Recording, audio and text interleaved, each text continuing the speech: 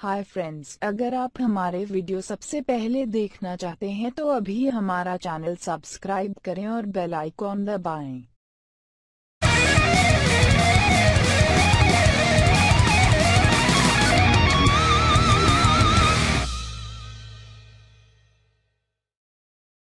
Special सच साबित हो रही है मनमोहन सिंह की भविष्यवाणी।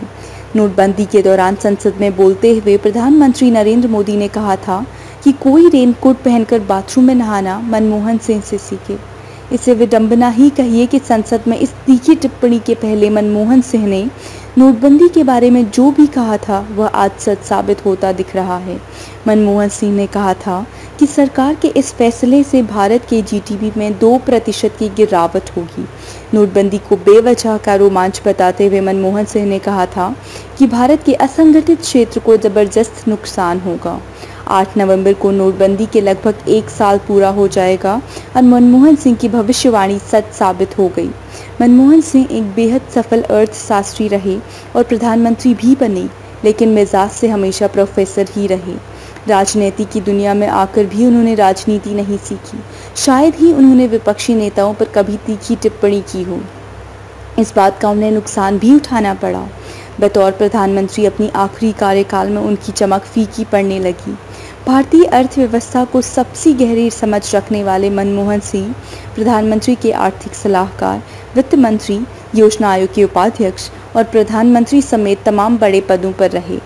अर्थशास्त्र से उन्होंने स्नातक किया था, लेकिन भारतीय अर्थव्यवस्था में उनकी रुचि उस वक्त से ही बढ़ती गई जब वो ऑक्सफोर्ड यूनिवर्सिटी में डीफिल करने गए। यहाँ उन्होंने भारत के निर्यात में थीसिस लिखा, भारतीय निर्यात का प्रदर्शन 1951 से 1960। निर्यात की संभावनाएं। भारत सरकार में बतौर सलाहकार के रूप में उन्हें लाया गया था। ललित नारायण मिश्रा जब उद्योग मंत्री रहा करते थे तो उन्हें वाणिज्य व उद्योग मंत्रालय का सलाहकार बनाया गया था। मनमोहन सिंह की करियर की सबसे बड़ी सफलता भारत को लाइसेंस व परमिट राज से मुक्त कराना था।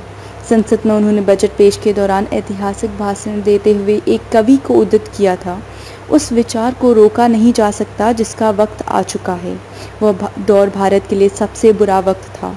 भारत की आर्थिक संकट का इस बात से अंदाजा लगाया जा सकता है कि सरकार के पास आयात करने के लिए मात्र 2 सप्ताह के पैसे थे।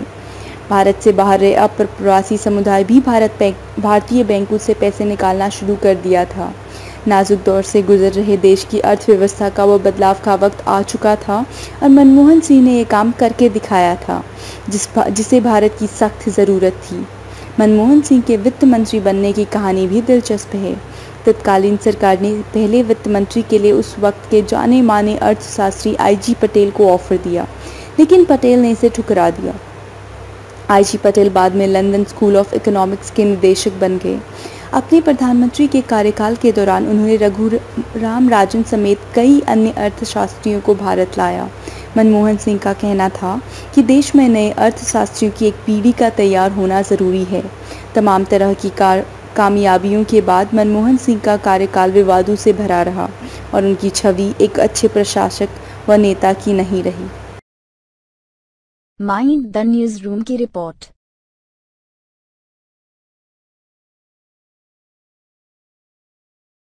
उम्मीद है आपको हमारा यह वीडियो पसंद आया होगा। इस वीडियो को लाइक और शेयर जरूर करें और हाँ, सबसे जरूरी बात, हमारे YouTube चैनल को सब्सक्राइब करना ना भूलें।